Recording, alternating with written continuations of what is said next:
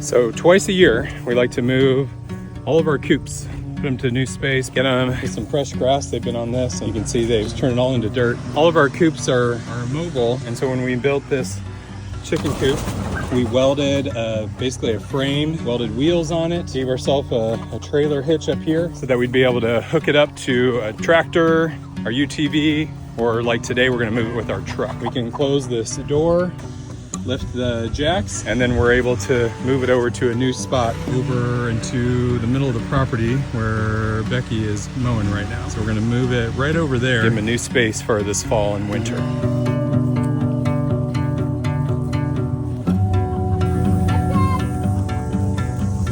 That was the cat whoop we got from somebody. So we got the coop moved. Now we got to put up the fencing, the food and water, get all that set. Then you might be wondering, how are you gonna get the chickens over there? Because almost all the chickens are out in their old space. So that's the last challenge, is to get all of those chickens moved over to their new spot. I need a couple people. I think we might be able to do it. Oh boy, they're not getting the message. We just keep going back and forth. All right, so we tried running them over here. It doesn't really work well. They just keep going back and forth. So we're trying to get a few in, especially the rooster. Hopefully they'll figure out where the majority of the flock's at, and they'll come to them. So this is where the main flock used to be. You can see just totally torn up.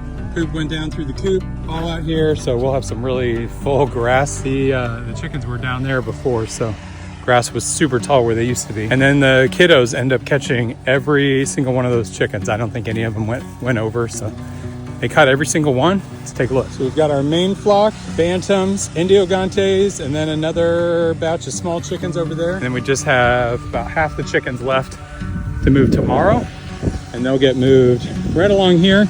So we'll have a lane, we can drive right down here, and we can get food and water to both sides. Whew, about to be done with that.